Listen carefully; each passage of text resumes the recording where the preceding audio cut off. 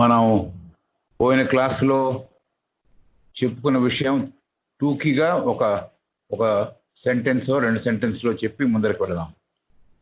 అస్వీయత ఆ అఖండ స్వీయత రూపాన్ని గ్రహించి ఆ ప్రతిబింబాన్ని స్వీయత మీద పడేలా చేస్తోంది. అస్వీయత ఆ అఖండ స్వీయత రూపాన్ని గ్రహించి ఆ ప్రతిబింబాన్ని స్వీయత మీద పడేలా చేస్తోంది. తన ప్రతిబింబాన్ని తను చూడటం లేదు. తన ప్రతిబింబాన్ని తను చూడటం లేదు.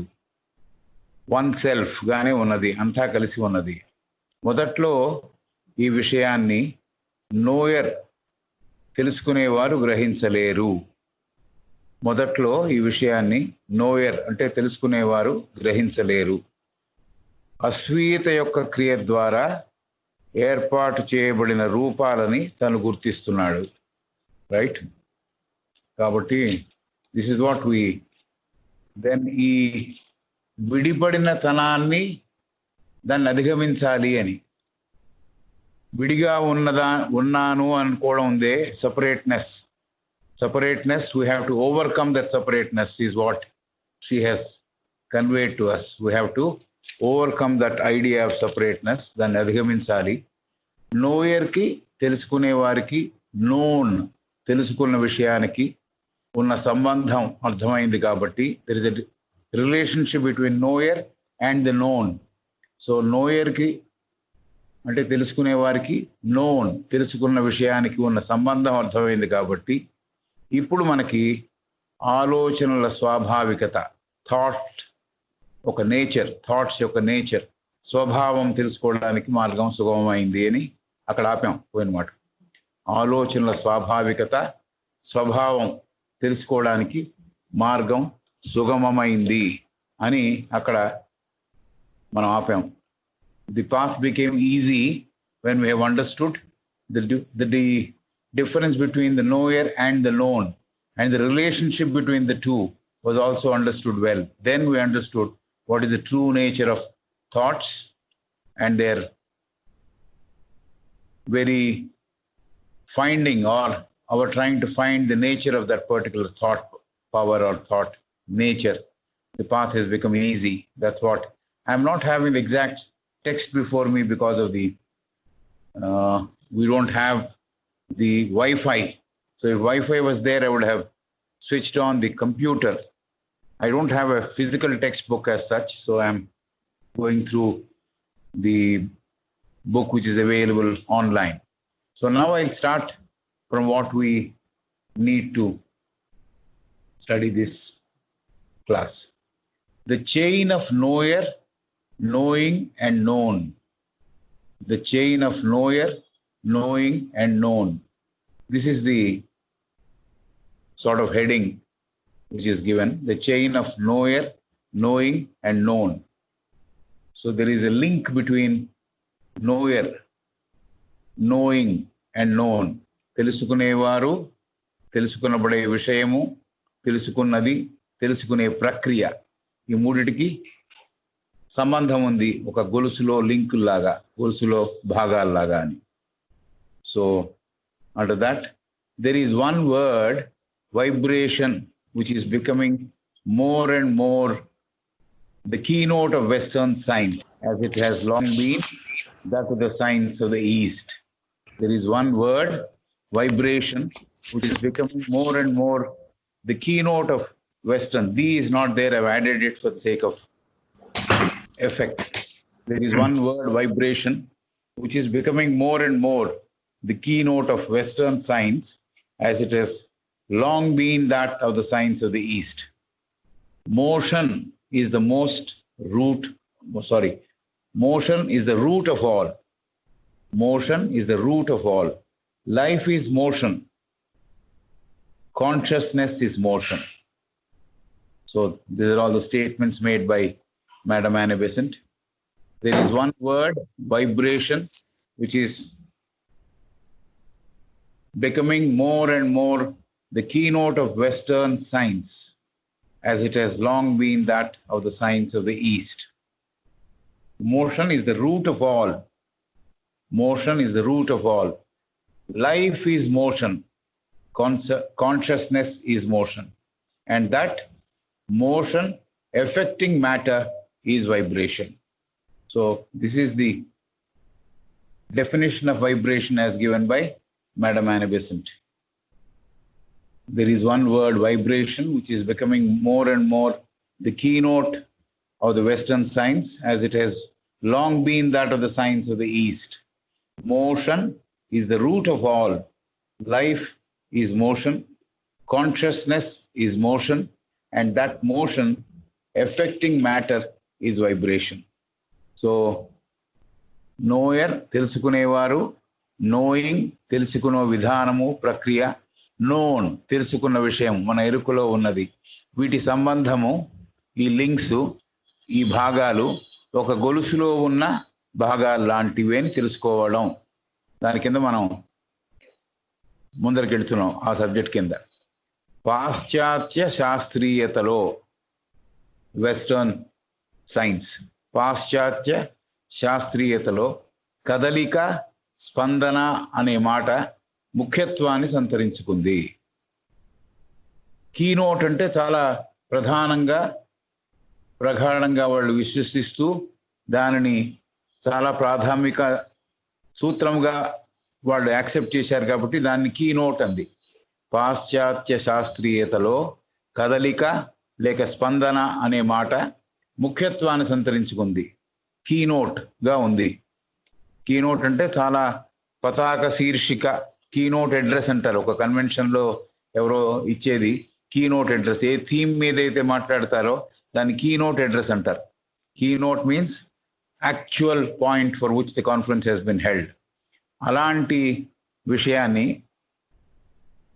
విషయమే ఈ కదలిక, ఈ స్పందన అనేది. పాశ్చాత్య శాస్త్రీయతలో కదలిక లేక స్పందన అనే మాట, వైబ్రేషన్ వచ్చే చోటలా నేను కదలిక అనే మాట వాడాను. మీరు వేరే వేరే మాటలు మీకు స్ఫురిస్తుంటే ఆ మాటలు పెట్టుకోవచ్చు. ఐఎమ్ యూజింగ్ కదలిక because it's easy for understanding. There is a movement there, vibration there. So ఆ వైబ్రేషన్ వేరే వేరే లెవెల్స్లో జరగచ్చు, బట్ నేను దాన్ని వర్ణించడానికి కదలిక అనే మాటను చూస్ చేసుకున్నాను. మీకు ఎరుకలో ఉండే వేరే మాటలు కన్వీనియంట్గా ఉంటే వాటిని మీరు తీసుకోవచ్చు. పాశ్చాత్య శాస్త్రీయతలో కదలిక, స్పందన అనే మాట ముఖ్యత్వాన్ని సంతరించుకుంది. ప్రాక్ దేశాలలో అంటే తూర్పు దేశాలలో ఈ మాట అంతకుముందే వాడుకలో ఉంది. పాశ్చాత్య శాస్త్రీయతలో కదలిక, స్పందన అనే మాట ముఖ్యత్వాన్ని ఇప్పుడు సంతరించుకుంది. ప్రాక్ దేశాలలో ఈ మాట అంతకుముందే వాడుకలో ఉంది. కదలిక అనేది, వైబ్రేషన్ అనేది అన్నిటికీ మూలం. కదలిక అనేది మోషన్ కూడా మూవ్మెంట్ కదా, మోషన్. కదలిక అనేది అన్నిటికీ మూలం. జీవం అంటే కదలిక. Life is motion, consciousness is motion. ఆ సెంటెన్స్ దగ్గరికి వచ్చా. కదలిక అనేది అన్నిటికీ మూలం. మూవ్మెంట్ అనేది, మోషన్ అనేది అన్నిటికీ మూలం. జీవం అంటేనే కదలిక. అలాగే కదలికలు సజీవంగా ఉంటేనే సాధ్యం. కదలికలు లేనివి జీవంతో ఉన్నాయని మనం అనుకోం. ఫిజికల్ బాడీ అవ్వచ్చు, ఏదైనా అవ్వచ్చు. కాబట్టి ప్రాక్ దేశాలలో ఈ మాట, ఈ కదలిక, వైబ్రేషన్ అనే మాట అంతకు ముందే వాడుకలో ఉంది. మోషన్ అనేది అంటే కదలిక అనేది, మూవ్మెంట్ అనేది అన్నిటికీ మూలము. జీవం, లైఫ్ అంటే కదలిక.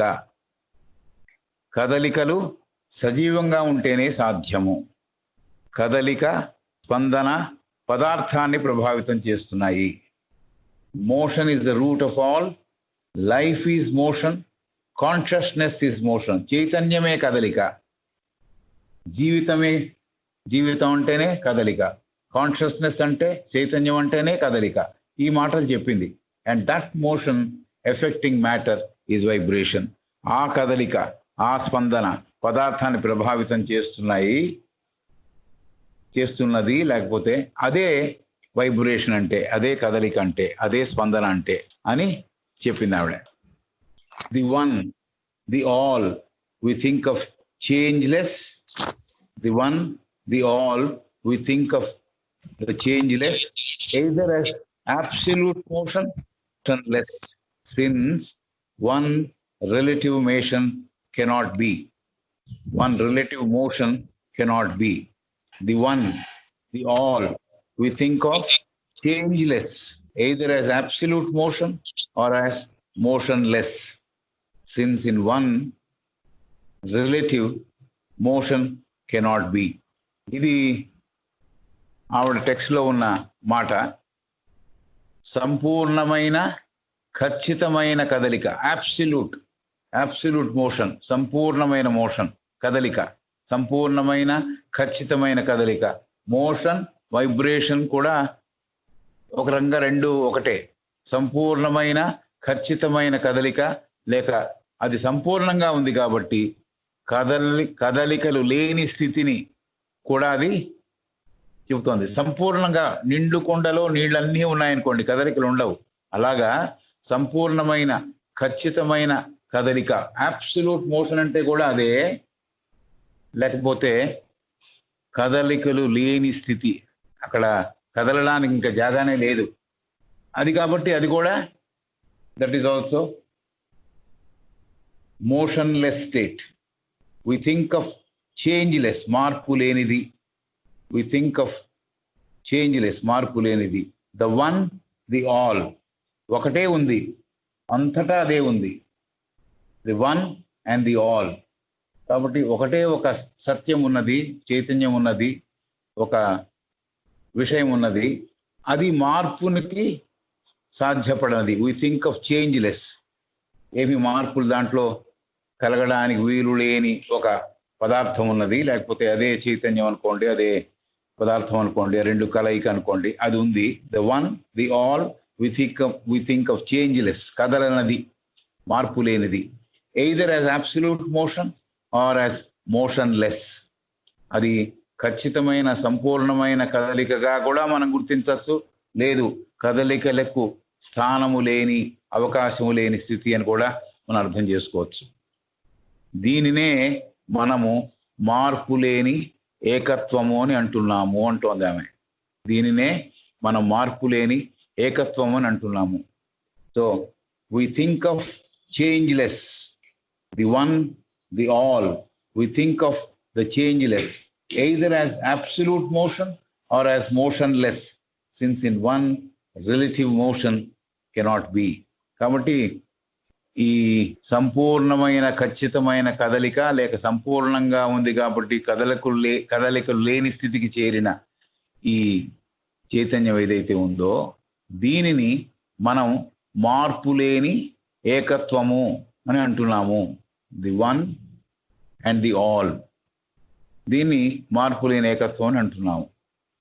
ఏకత్వంలో అన్నీ ఇమిడి ఉన్నాయి, ఏకత్వంలో అన్నీ ఇమిడి ఉన్నాయి. కాబట్టి విడిగా ఉన్నప్పుడు ఉన్న విడితనపు కదలికలు, ఏకత్వంలో అన్నీ ఇమిడి ఉన్నాయి, అన్నీ ఇంక్లూడ్ అయి ఉన్నాయి ఆల్లో.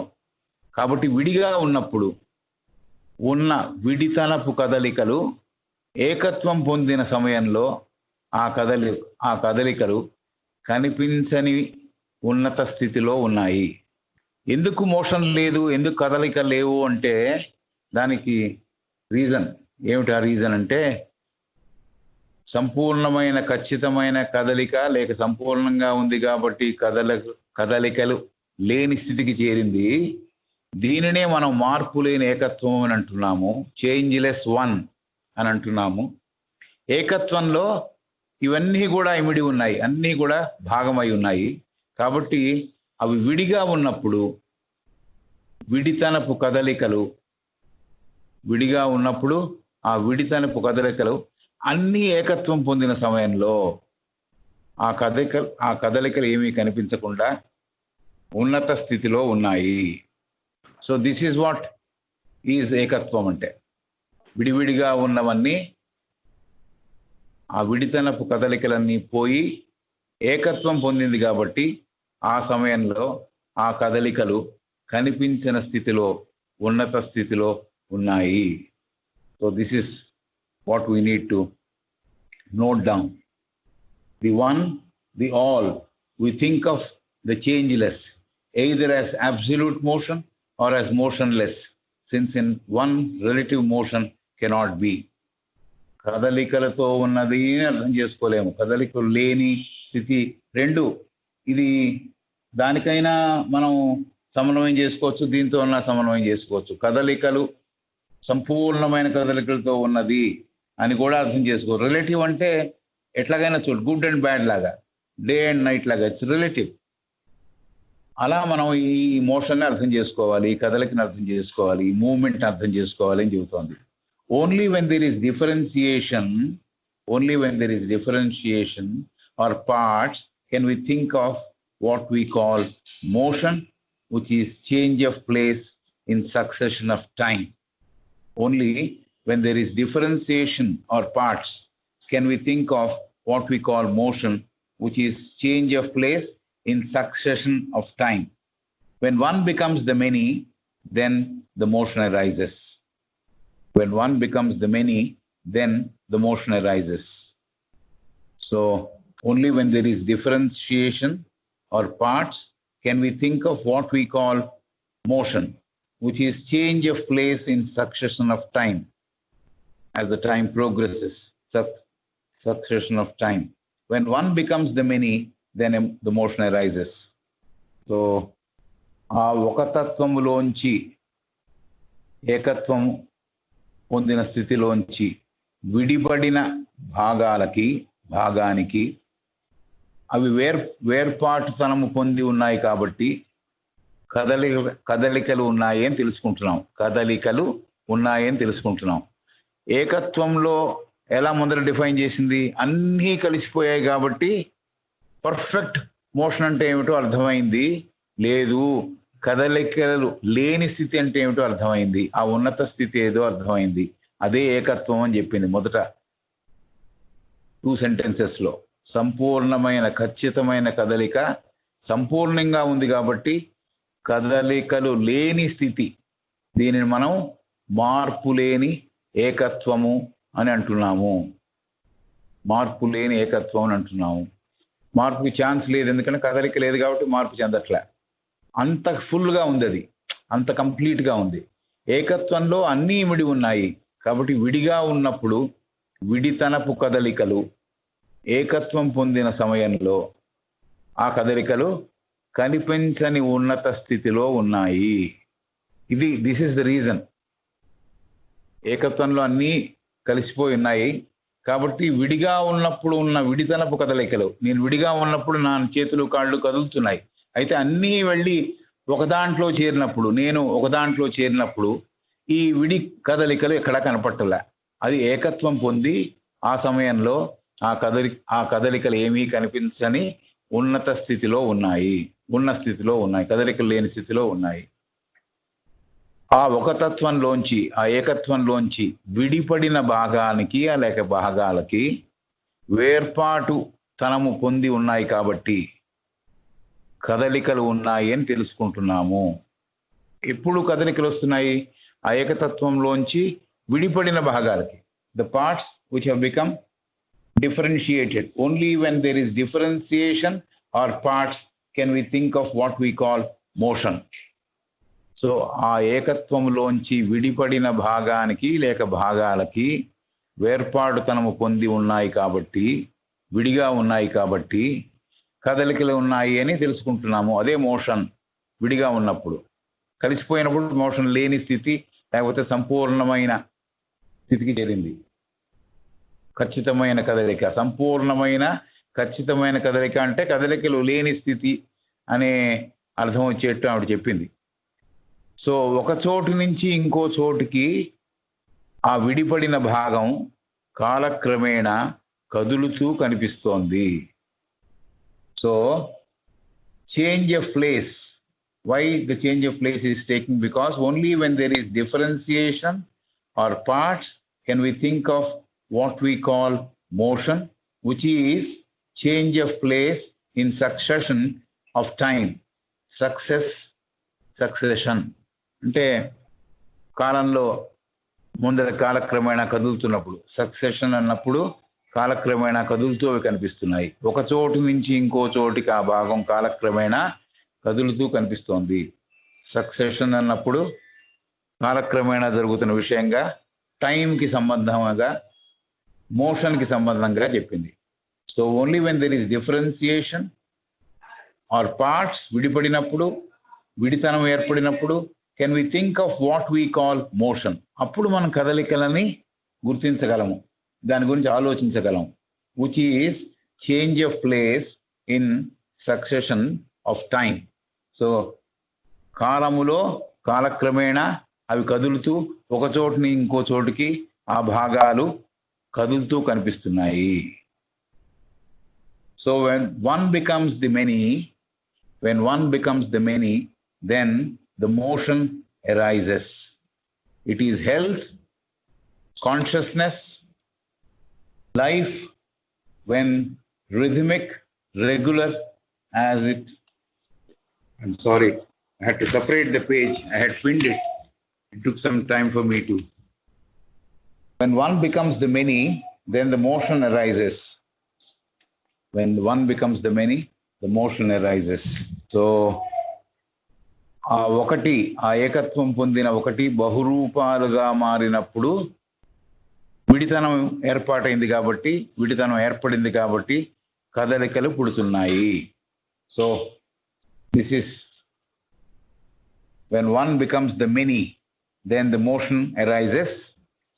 So it is health, life when rhythmic, regular as it is disease, unconsciousness, death when without rhythm, irregular. కాబట్టి దీనికి ఉన్న క్వాలిటీస్ కూడా చెప్పింది ఆమె. ఒక చోటు నుంచి ఇంకో చోటుకి ఆ భాగాలు కాలక్రమేణా కదులుతూ కనిపిస్తున్నాయి. ఆ ఏకత్వం పొందిన ఒకటి బహురూపాలుగా మారినప్పుడు కదలిక పుడుతోంది. బహురూపాలుగా మారినప్పుడు విడిగా ఉన్నప్పుడే కదలికలు ఉన్నాయి, ఒకటిగా ఉన్నప్పుడు కదలికలు లేని స్థితి ఏర్పడింది. ఈ కదలికలు ఒక క్రమముతో లయబద్ధంగా ఏకతాళంతో సమన్వయంతో కదులుతున్నప్పుడు ఆ జీవత్వానికి, ఆ లైఫ్కి ఆరోగ్యమైన స్థితిలో పూర్తి చేతనత్వంతో ఉన్నట్లుగా గుర్తించాలి. సో ఒకటి బహురూపాలుగా మారినప్పుడు కదలిక పుడుతోంది అని చెప్తూ ఈ కదలికలకు ఉన్న క్వాలిటీ ఏమిటో చెబుతోంది. ఈ కదలికలు ఒక క్రమములో లయబద్ధంగా, రిథమిక్గా, ఏకతాళంతో, సమన్వయంతో కదులుతున్నప్పుడు ఆ జీవత్వానికి, ఆ లైఫ్కి ఆరోగ్యమైన స్థితిలో ఉన్నట్టుగా గుర్తించాలి, అలాగే పూర్తి చేతనత్వంతో ఉన్నట్టుగా గుర్తించాలి అని అంటోంది ఆమె. ఎప్పుడు when there is rhythmic, when it is conscious, when there is life, when there is rhythmic, regular, ఇవన్నీ adjectives, ఇవన్నీ ఉన్నప్పుడు, కదలికలకి ఇవన్నీ క్వాలిటీస్గా ఉన్నప్పుడు then it is life. అది జీవత్వానికి సంబంధించినదిగా ఉంది, పూర్తి చేతనత్వంతో ఉన్నట్టుగా మనం గుర్తిస్తున్నాం.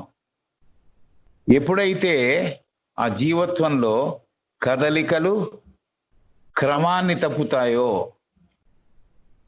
క్రమాన్ని తప్పుతాయో అనారోగ్య స్థితిలో ఉన్నట్టు, అచేతన స్థితిలో ఉన్నట్టుగా గుర్తించాలి.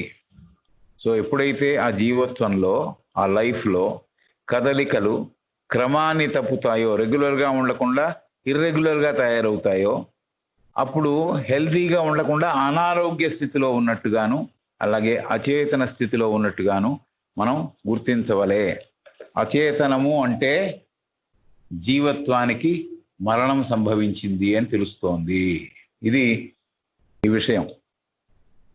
Only when there is differentiation or parts can we think of what we call motion, which is change of place in succession of time. When one becomes the many, then the motion arises. It is health, consciousness, life when rhythmic, regular. ఇక్కడ కాపుదాం ఈ sentence. అప్పుడు ఏమైంది? ఈ కదలికలు ఎందుకు ఏర్పడ్డాయంటే ఏకత్వంతో పొందినది బహురూపాలుగా మారినప్పుడు కదలిక పుడుతోంది అని తెలిసింది. ఈ కదలికలు ఒక క్రమ పద్ధతిలో ఉన్నప్పుడు, లయబద్ధంగా ఉన్నప్పుడు, ఏకతాళంతో సమన్వయంతో కదులుతున్నప్పుడు ఆ లైఫ్కి, ఆ జీవత్వానికి ఆరోగ్యం ఉంది, పూర్తి చేతనత్వం కూడా ఉంది. ఎప్పుడైతే ఆ లైఫ్కి, ఆ జీవత్వానికి కదలికలు ఏవైతే ఉన్నాయో అవి క్రమాన్ని తప్పుతాయో, అంటే ఇర్రెగ్యులర్గా మారిపోయాయో, అలాగే అనారోగ్య స్థితిలోకి జారాయో, డిసీజ్, అన్కాన్షియస్నెస్, డెత్. ఎప్పుడు? వెన్ దెర్ ఈస్ రిథం లేనప్పుడు, ఇర్రెగ్యులర్గా ఉన్నప్పుడు. కాబట్టి ఆ లైఫ్కి, ఆ జీవత్వానికి కదలికలు ఎప్పుడైతే క్రమాన్ని తప్పాయో, రెగ్యులర్గా అయ్యాయో, అనారోగ్య స్థితిలో ఉన్నాయో, డిసీజ్తో ఉన్నాయో, అన్కాన్షియస్గా ఉన్నాయో, అచేతన స్థితిలో ఉన్నాయో, ఆ అచేతనమే జీవత్వానికి మరణం సంభవించింది అని మనం గుర్తించాలి. Yes, we know. ఎగ్జాంపుల్ చూసుకుంటే, ఒక బాడీ మోషన్లెస్గా పడి ఉంది అంటే, కదలిక లేని స్థితిలో ఉంది అంటే అది మరణాన్ని పొందింది అని తెలుస్తోంది. ఆ విషయం మెల్లిమెల్లిగా కొద్దిగా ఈవిడ ఆర్గ్యుమెంట్స్ బిల్డప్ చేస్తోంది టువర్డ్స్ థాట్స్. కాబట్టి ఈ కదలికలు, ఈ మూమెంటు, ఇవన్నీ డిఫైన్ చేయడం, ఎందుకంటే థాట్కి కూడా మూవ్మెంట్స్ ఉన్నాయి కాబట్టి దాని దగ్గర తీసుకెళ్లే ముందర వీటి గురించి అంతా చెబుతోంది. This is typical way of explaining to the westerners. మనకు కూడా ఒక రకంగా ఇది కొత్తదే. మనకి ఏదో న్యాచురల్గా తీసేసుకుంటున్నాం. కదలికలు ఉన్నాయి, కదలికలు గుర్తిస్తున్నామో లేదో కానీ కదలికలు ఉన్నాయనే విషయం మటుకు తెలుసు. కాబట్టి ఇది చాలా జాగ్రత్తగా ఆవిడ ఎక్స్ప్లెయిన్ చేస్తూ ముందరికి కాబట్టి పూర్తి చేతనత్వంతో ఎప్పుడున్నట్టు, ఆరోగ్యమైన స్థితిలో ఎప్పుడున్నట్టు అంటే కదలికలు క్రమ పద్ధతిలో ఉండి లయబద్ధంగా కదులుతున్నప్పుడు. ఎప్పుడైతే ఈ జీవత్వం, ఈ లైఫ్లో కదలికలు క్రమాన్ని తప్పుతాయో, ఇర్రెగ్యులర్ అవుతాయో, డిసీజ్ పొందుతాయో, అనారోగ్య స్థితిలో పడతాయో, అన్కాన్షియస్ అవుతాయో, అచేతన స్థితిలో పడతాయో, అది దాని మరణము. అది దాన్ని అచేతన స్థితి అంటున్నాము అని చెబుతున్నాం. For life and death are twin sisters. ఈ మాటల తర్వాత, for life and death are twin sisters alike born of motion which is manifestation. For life and death are twin sisters alike born of motion which is manifestation. కాబట్టి ఈ రెండు, మరణము, జీవము are జీవించటము, జీవించి ఉండడము, మరణము, ఈ రెండు సిస్టర్స్ అంది. ఆడ కవల పిల్లల్లాంటివి అని సిస్టర్స్ అంది కాబట్టి అలా అంటున్నాం. ఆవిడ సిస్టర్స్ అనకుండా కవల పిల్లలంటే ఎలాగని అర్థం చేసుకోవచ్చు. జీవము, మరణము కవల పిల్లల్లాంటివి, కవలలుగా పుట్టిన అక్క చెల్లెలు లాంటివి. రెండు కదలికలోని భాగాలే. అదే సృష్టి, అదే మేనిఫెస్టేషన్ అంటోంది. కదలిక ఉంటే జీవం ఉన్నట్టు, కదలిక లేకపోతే మరణించినట్టు. For life and death are twin sisters alike, born of motion which is manifestation. So జీవము, మరణము ఈ రెండు కవల పిల్లలు, ఆడ కవల పిల్లలు లాంటివి. ఆడ కవల పిల్లల లాంటి సిస్టర్స్ అవి, అక్క చెల్లెళ్ళు లాంటివి. రెండు కదలికలోని భాగాలే. అదే సృష్టి, అదే మేనిఫెస్టేషన్. కదలిక ఉంటే జీవం ఉన్నట్టు, కదలిక లేకపోతే మరణించినట్టు అని చెప్పింది. సో కదలిక ఈజ్ ఇంపార్టెంట్. కదలికని ఎట్లా డిఫైన్ చేసిందో మొదలు పెడితే, వైబ్రేషన్తో మొదలెట్టి దాన్నే కదలిక అని ఈక్వేట్ చేసి, సంపూర్ణమైన ఖచ్చితమైన కదలిక ఉంది ఒకటి, దాంట్లో ఇంకా మళ్ళీ జాగా లేదు కాబట్టి అది కదలికలు లేని స్థితికి చేరింది, అదే మార్పు లేని ఏకత్వము అని కూడా చెప్పింది ఆవిడ. There is no change in that particular state, changeless స్టేట్లో ఉంది అని కూడా చెప్పింది. ఆ ఏకత్వంలో అన్నీ ఇమిడి ఉన్నాయని చెప్పింది. అన్ని దాంట్లో ఇమిడి ఉన్నప్పుడే ఏకత్వం పొందింది. కాబట్టి విడిగా ఉన్నప్పుడు విడిగా ఉన్న భాగాలకి కదలికలు ఉన్నాయి, విడితనపు పొందిన భాగాలకి కదలికలు ఉన్నాయి.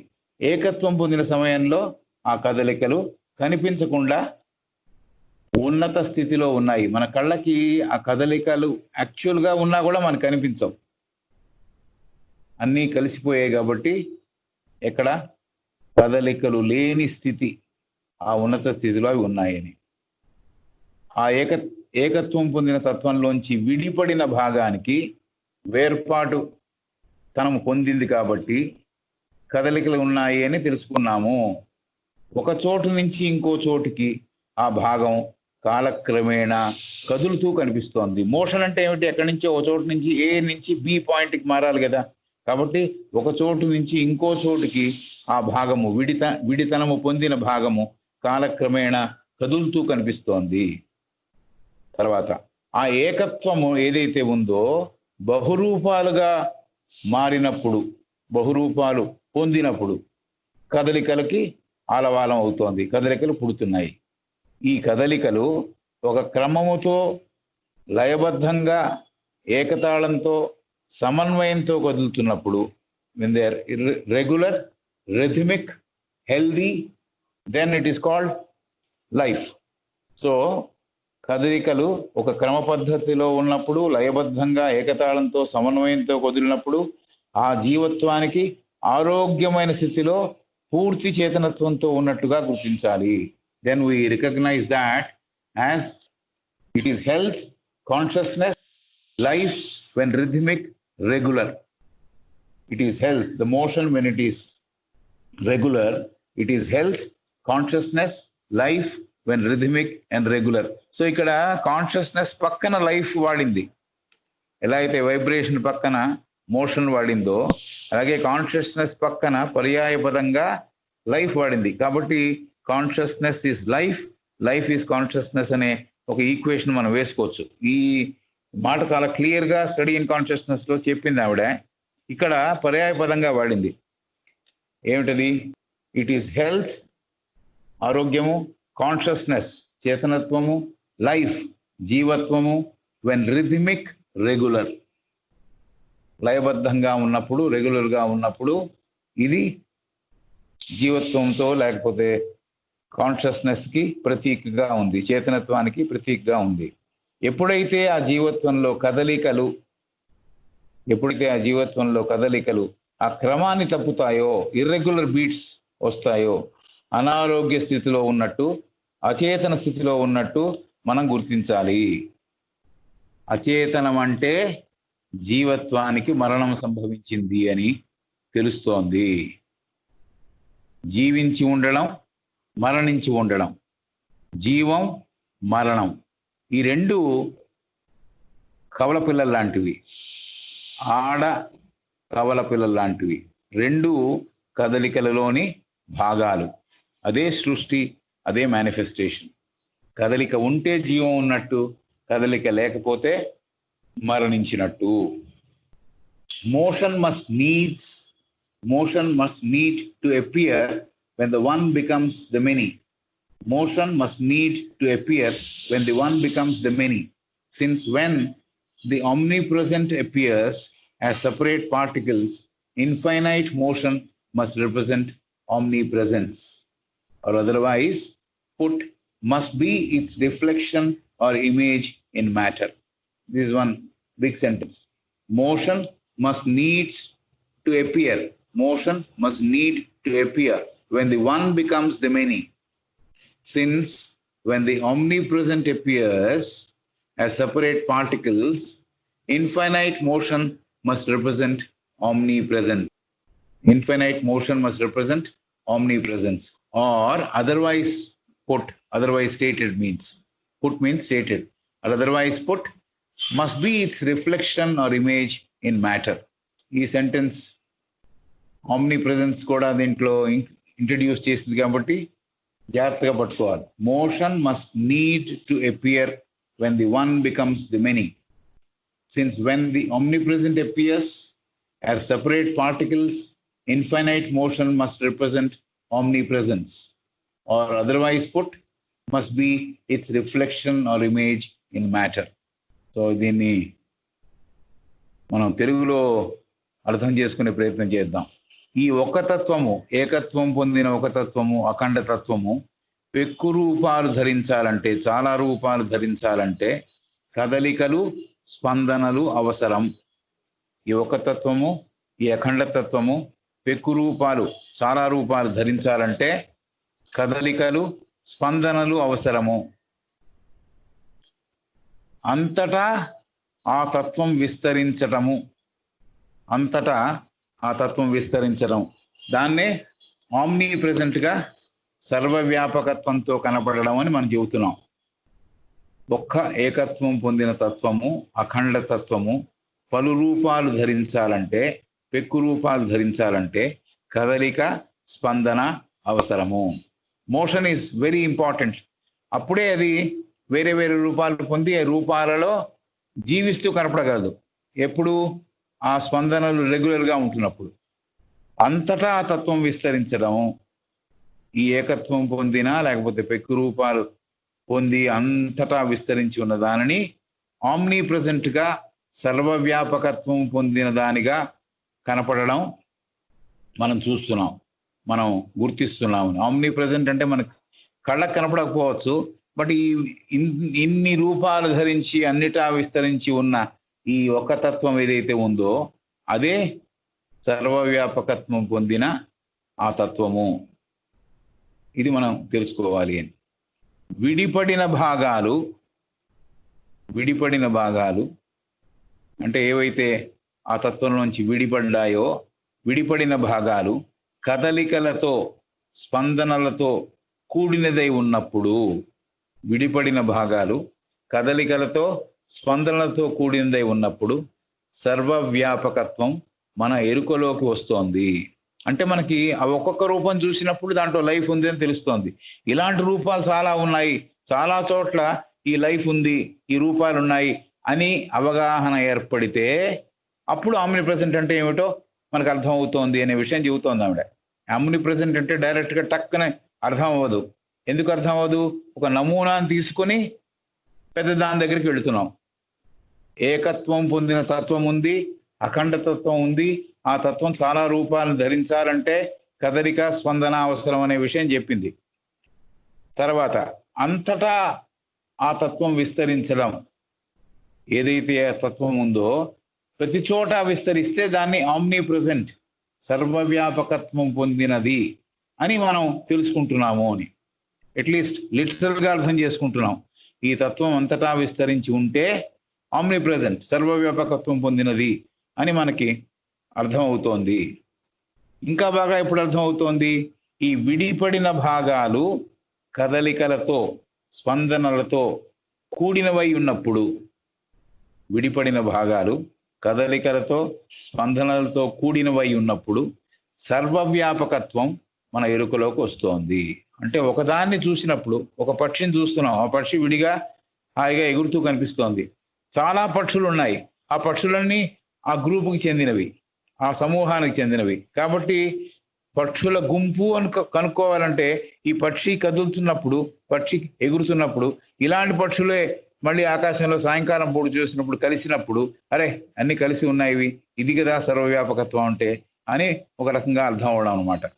కాబట్టి ఏకత్వం పొందిన తత్వము, అఖండ తత్వము పలు రూపాలు ధరించాలంటే కదలిక స్పందన అవసరం. ఇవాళ క్లాస్లో ఈ మోషన్ గురించి, వైబ్రేషన్ గురించే చెప్పింది ఆవిడ. అంటే whether it's possible to cross this I do not know, but I'm trying to make it as simple as possible. But పట్టుకోవడం కొద్ది కష్టమే, ఎందుకంటే మోషన్ అనేది అర్థం చేసుకోవాలి. ఒక చోటు నుంచి ఇంకో చోటికి కదిలేది మోషన్, బట్ ఒక దాంట్లో స్పందించేది మోషన్, అదే వైబ్రేషన్. ఒక తత్వము, అఖండ తత్వము, ఏకత్వం పొందిన తత్వము చాలా రూపాలు ధరించాలంటే కదలిక స్పందన అవసరము.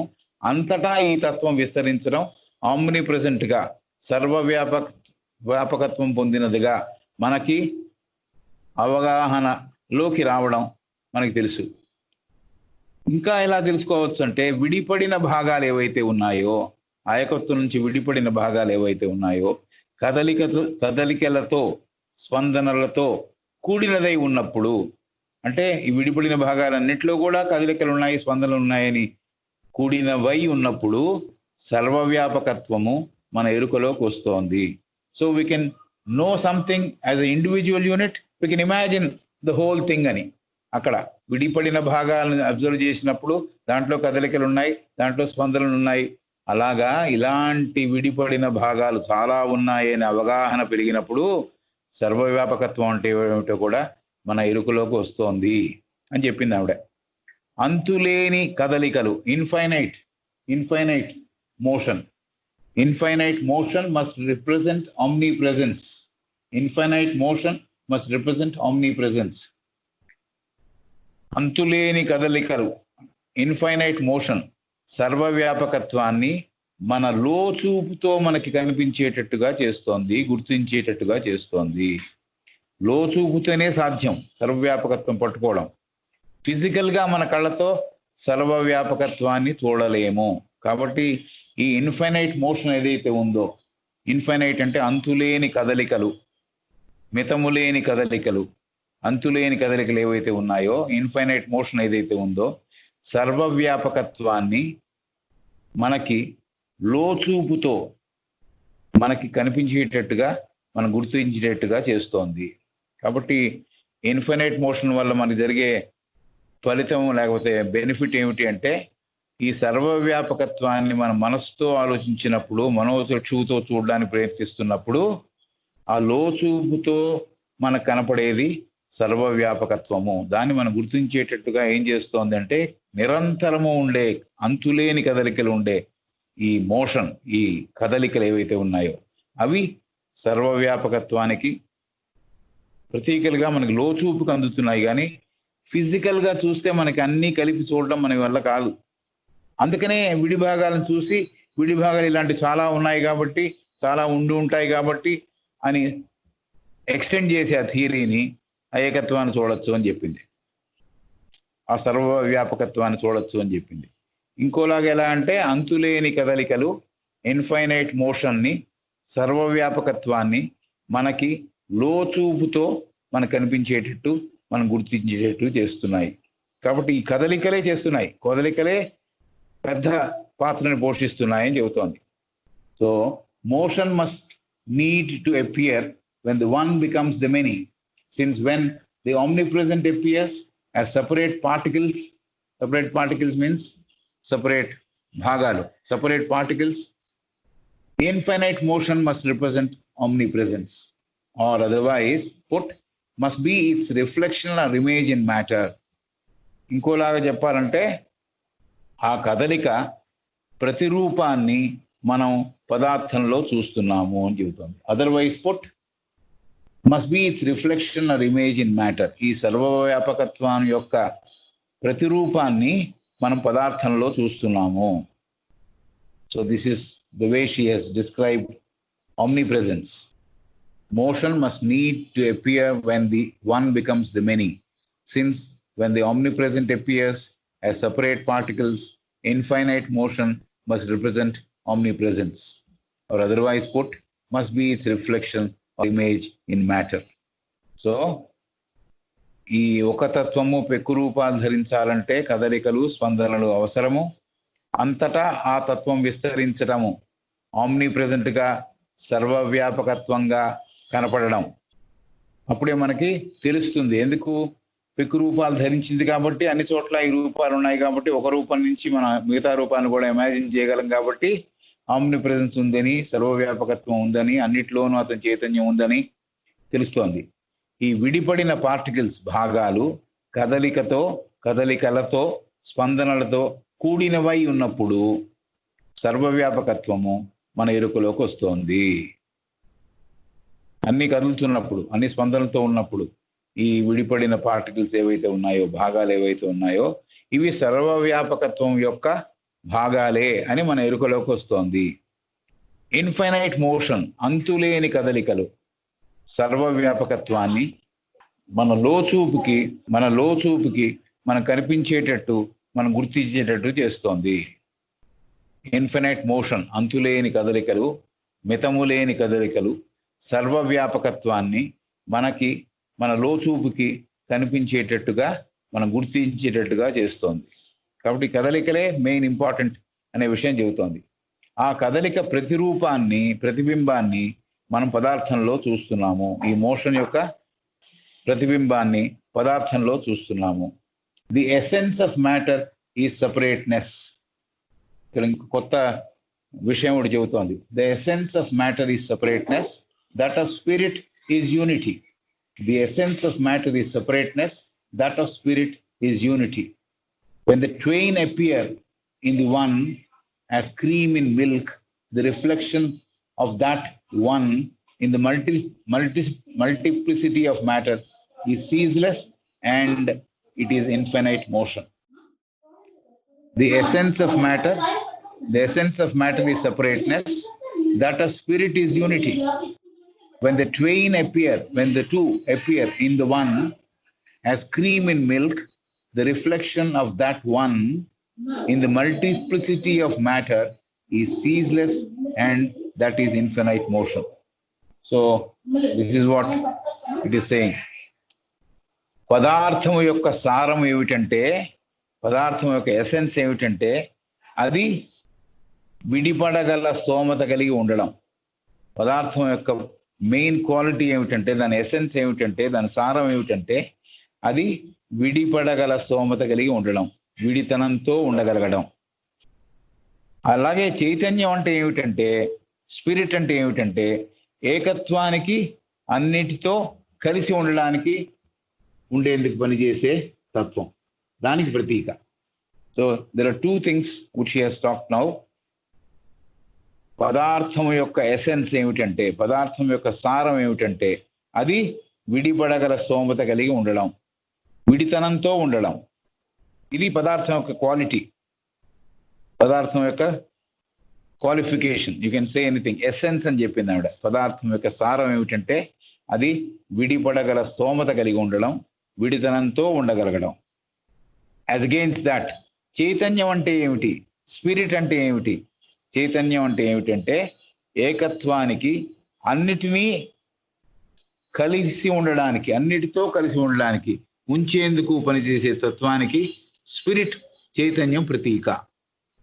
కాబట్టి ఒకటేమో కలిపేది, ఒకటేమో విడిగా ఉండి జీవిస్తూ ఉండేది. మ్యాటర్లో విడితనం ఉంది, చైతన్యంలో కలిసిపోయేతనం ఉంది.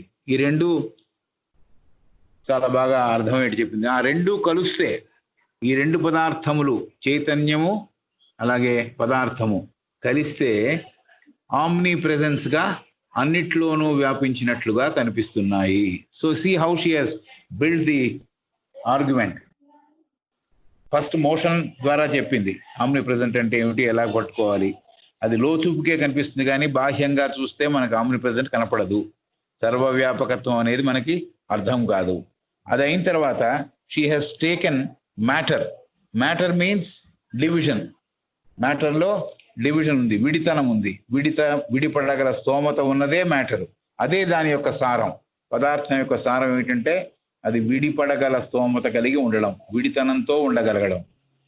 దానికి అగెయిన్స్ట్ గా చైతన్యం అంటే ఏమిటి, స్పిరిట్ అంటే ఏమిటంటే ఏకత్వానికి, అన్నిటినీ కలిపి ఉంచడానికి, ఉంచేందుకు పనిచేసే తత్వానికి స్పిరిట్ ప్రతీక, చైతన్యం ప్రతీక. కాబట్టి ఈ రెండు బాగా అర్థం చేసుకోమని చెబుతోంది. పదార్థం అంటే విడితలము పొందినది, స్పిరిట్ అంటే అన్నిటినీ కలిపేది.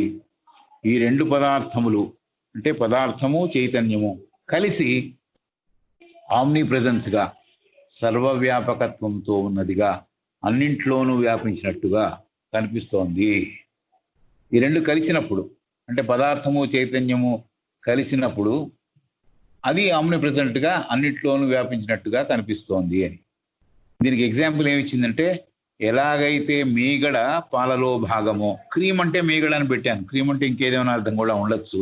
ఎలాగైతే మీగడ పాలలో భాగమో అలాగే పదార్థము, చైతన్యము కలిసి ఉన్నాయి. మిల్క్ పదార్థం అయితే దాగి ఉన్న, అంతర్లీనంగా ఉన్న మీగడ చైతన్యం. సో దీనికి ఎగ్జాంపుల్ మిల్క్ అండ్ క్రీమ్ ఇచ్చింది ఆవిడ, క్రీమీ మిల్క్. సో ఎలాగైతే మీగడ పాలలో భాగమో అలాగే పదార్థము, చైతన్యము కలిసి ఉన్నాయి. మిల్క్ పదార్థం అయితే దాగి ఉన్న, అంతర్లీనంగా ఉన్న మీగడ చైతన్యం. ఒక్క అఖండమైనది, అన్నిట్లో, అన్ని రూపాల్లో నిరంతరంగా ఎడతెరిపి లేకుండా అంతులేని కదలికలకు ఆలవాలమైంది. So this is the perhaps the next sentence, but ఫ్లోలో చెప్పేశా. మిల్క్ గురించి చెప్పింది, క్రీమ్ గురించి చెప్పింది, ఈ రెండు కలిసి ఉన్నాయని చెబుతోంది.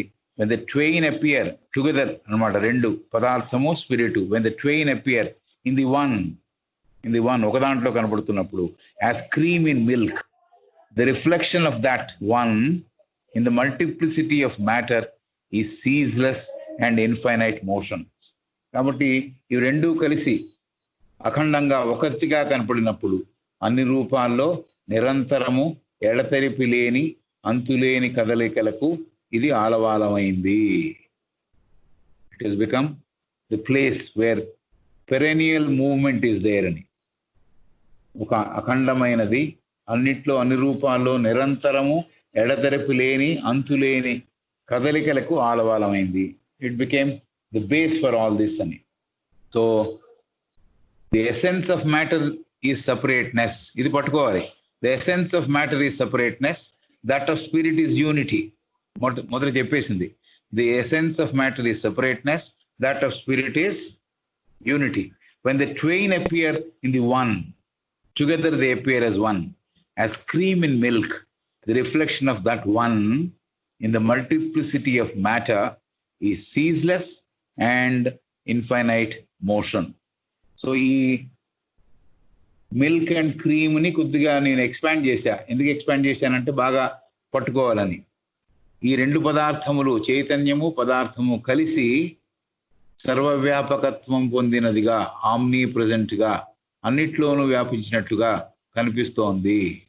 ఎలాగైతే మీగడ పాలలో భాగమో అలాగే పదార్థము చైతన్యము కలిసి ఉన్నాయి. మిల్క్ ని పదార్థము అని అనుకుంటే దాంట్లో దాగి ఉన్న అంతర్లీనంగా ఉన్న మీగడ చైతన్యము.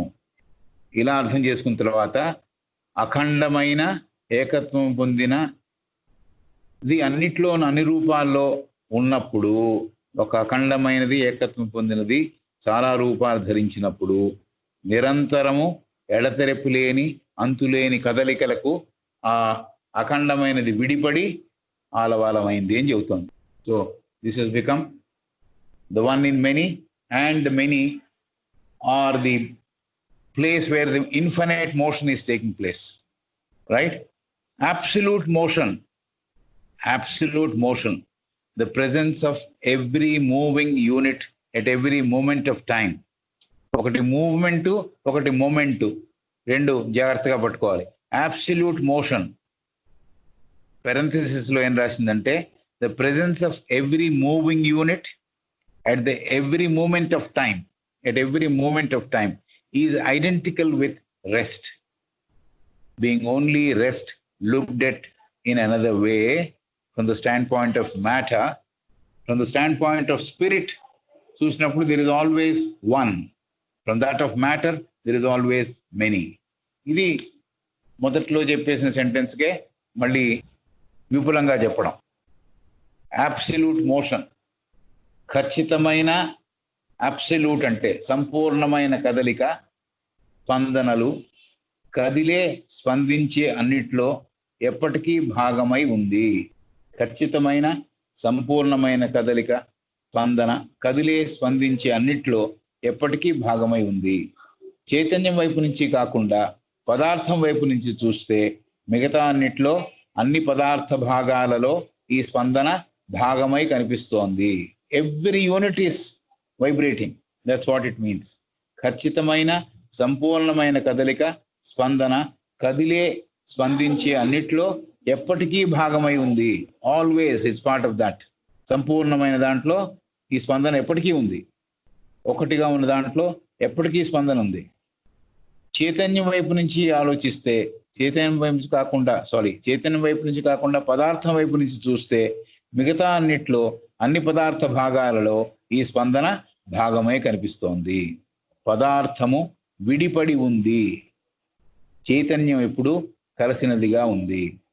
పదార్థం విడిపడి ఉంది కాబట్టి అన్ని పదార్థ భాగాలలో స్పందన కనిపిస్తోంది. చైతన్యం అనేది ఎప్పుడు కలిసినదిగా ఉంది. ఇందాక కూడా ముందర చెప్పింది ఏం చెప్పింది? పాలు, మీగడ ఎగ్జాంపుల్ చెప్పే ముందర స్పిరిట్ అంటే కలిపేది, పదార్థం మ్యాటర్ అంటే విడిపడేది అని చెప్పింది. కాబట్టి విడిపడడానికి ఉన్న స్తోమత కలిగిందేమో పదార్థము, కలిసికట్టుగా ఉండేదేమో చైతన్యం అని చెప్పింది. కాబట్టి పదార్థం విడిపడి ఉంది, చైతన్యం ఎల్లప్పుడూ కలిసినదిగా ఉంది.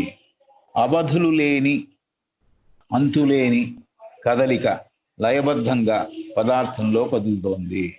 The infinite motion appears as rhythmical movements. The infinite motion appears as rhythmical movements, vibrations in the matter. The infinite motion appears as rhythmical movements, vibrations in the matter which manifests it. So, ఈ అవధులు లేని అంతులేని కదలిక లయబద్ధంగా పదార్థంలో కదులుతోంది, స్పందిస్తోంది. అదే పదార్థముగా పుట్టింది. పదార్థము చైతన్యంతో కలిసినప్పుడే సృష్టి జరిగింది. సృష్టిలో ఉన్న ప్రతి జీవిలో ఈ స్పందనలు పదార్థము చేత కప్పబడి ఉన్న చేతనత్వంతో కనిపిస్తున్నాయి. ఇది next sentence. So I'm reading the Telugu portion first. The infinite motion appears as rhythmical movements, vibrations in the matter which manifests it. Each jiva or separated unit of consciousness being isolated by an enclosing wall of matter from all other jivas. So ఈ ప్రతి ఒక్క భాగం మీద, దాంట్లో ఉన్న జీవం మీద ఒక వాల్ ఆఫ్ మ్యాటర్, ఒక కవర్ ఏర్పడింది. వాల్ అంటే గోడ, యాక్చువల్గా ఒక తొడుగు ఏర్పడింది అని చెబుతోంది. కాబట్టి అవధులు లేని అంతులేని కదలిక లయబద్ధంగా పదార్థంలో కదులుతోంది, స్పందిస్తోంది. సృష్టిలో ఉన్న ప్రతి జీవిలో ఈ స్పందనలు పదార్థము చేత కప్పబడి ఉన్న చేతనత్వంలో కనిపిస్తున్నాయి.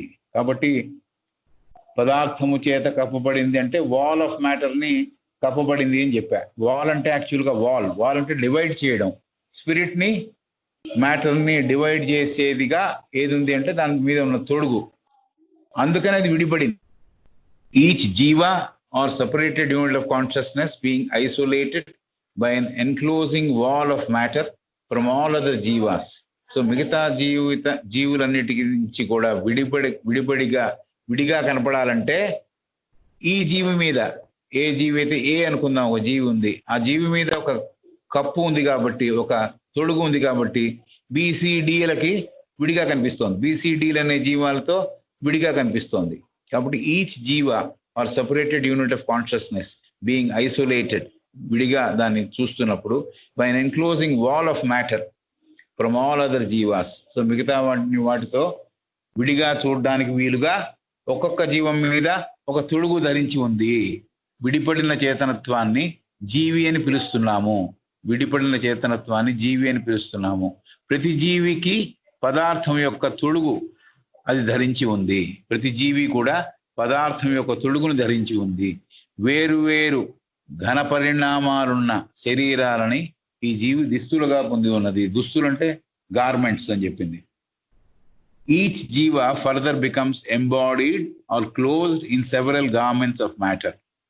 ఈచ్ జీవి అని దేని చెప్పింది? సెపరేటెడ్ యూనిట్ ఆఫ్ కాన్షియస్నెస్ ని జీవి అని చెప్పింది, జీవా అని చెప్పింది. మనం జీవి అని రాశాను తెలుగులో. ఈచ్ జీవా అని ఆవిడ అంది. సెపరేటెడ్ యూనిట్ ఆఫ్ కాన్షియస్నెస్ అని ప్రతి మాట అనడం కష్టంగా ఉంది కాబట్టి జీవా అని పెట్టాను, ధైర్యం చేశానని తర్వాత చెబుతోంది. ముందర మాట్లాడేసింది ఆ మాట. Each jiva or separated unit of consciousness being isolated by an enclosing wall of matter. ఎట్లా విడిపడింది ఒకదాంతో ఇంకోటి? ఎలా విడిపడిందంటే, ఆ ఏదైతే చైతన్యం విడిపడి ఉన్నదో దాని మీద ఒక గోడలాగా లేకపోతే ఒక తొడుగులాగా మ్యాటర్తో ఉంది. కాబట్టి ఒక జీవికి ఇంకో జీవికి మధ్యన అంతరం ఉంది, భేదం ఉంది. కాబట్టి each jiva further becomes embodied. ప్రతి జీవి కూడా తర్వాత అలా ఎంబాడీడ్ అయి బాడీలు పొంది అంటే ఆ కవర్స్, తొడుగులు పొంది, or closed in several garments of matter. కాబట్టి ఇది ఈ విడిపడిన వేరు ఘన పరిమాణాలున్న శరీరాలని ఈ జీవి దుస్తులుగా పొంది ఉన్నది. కాబట్టి డెన్సిటీని ఎందుకు ఇంట్రడ్యూస్ చేశానంటే, శరీరాలు ఎంబాడీడ్ అన్నప్పుడు స్థూలము, సూక్ష్మము, అతి సూక్ష్మము, ఇలా మనం అనుకుంటూ ఉండాలి కదా. ఇవన్నీ కూడా దాని మీద ఏర్పడి ఉంది. ఒక స్థూల శరీరమే కాదు, అన్ని శరీరాలు ఉన్నాయి. కాబట్టి కొద్దిగా ఎక్స్ప్లెయిన్ చేయడానికి వీలుగా నేను ఇది డెన్సిటీని ఇంట్రడ్యూస్ చేశా. వేరు వేరు ఘన పరిమాణాలున్న శరీరాలని ఈ జీవి దుస్తులుగా పొంది ఉన్నది. ఆవిడేం రాసిందంటే, further each jiva further becomes embodied or closed in several garments of matter. Several అనే దానికి నేను అర్థం కల్పించా. సెవరల్ గార్మెంట్స్ ఆఫ్ మ్యాటర్, చాలా దుస్తులు ధరించి ఉన్నది అంటోంది. చాలా దుస్తులు అంటే ఏమిటి?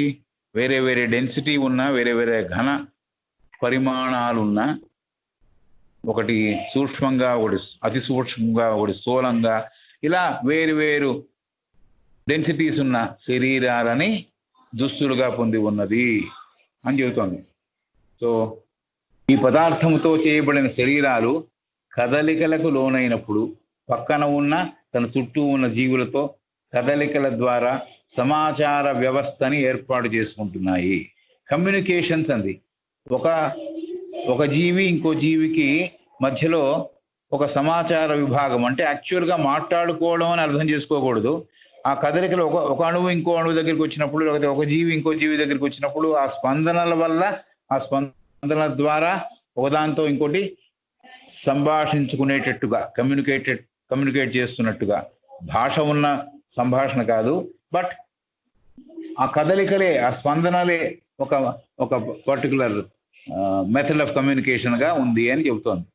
కాబట్టి ఈ విషయాన్ని పదార్థం అంటే విడిపడము, చైతన్యం అంటే కలిసి ఉండడము, ఈ రెండు పదార్థము చైతన్యము కలిసి ఆమ్ని ప్రెజెంట్ గా అన్నిట్లోనూ వ్యాపించినట్టుగా కనిపిస్తోంది.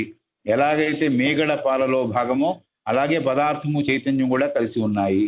మిల్క్ పదార్థం అయితే దాగి ఉన్న అంతర్లీనంగా ఉన్న మీగడ చైతన్యం. ఈ ఒక్క అఖండమైన ఏకత్వం పొందినది అన్నిట్లో, అన్ని రూపాల్లో నిరంతరం ఎడతెరిపి లేని ఆలవాలమైంది. సో ఇది మనం తెలుసుకున్న విషయం. ఖచ్చితమైన సంపూర్ణమైన కదలిక, స్పందన, స్పందించే అన్నిట్లో ఖచ్చితమైన సంపూర్ణమైన కదలిక, స్పందన, కదిలే స్పందించే అన్నిట్లో ఎప్పటికీ భాగమై ఉంది. ఎటర్నల్ గా అది భాగమై ఉంది. ఏది? ప్రతి దాంట్లో, ప్రతి విడిపడిన దాంట్లో కూడా స్పందన ఉంది, కదలిక ఉంది.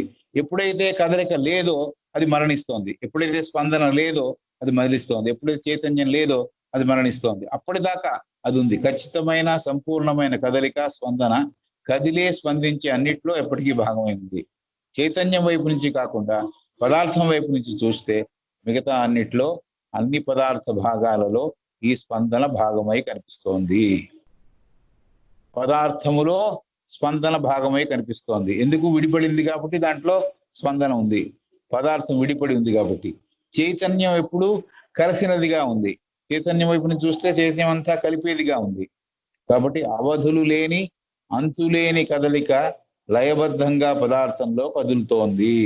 అవధులు లేని, అంతులేని కదలిక అంటే దానికి as long as that unit is living, ఒక లయబద్ధంగా పదార్థంలో కదులుతోంది అని, స్పందిస్తోంది.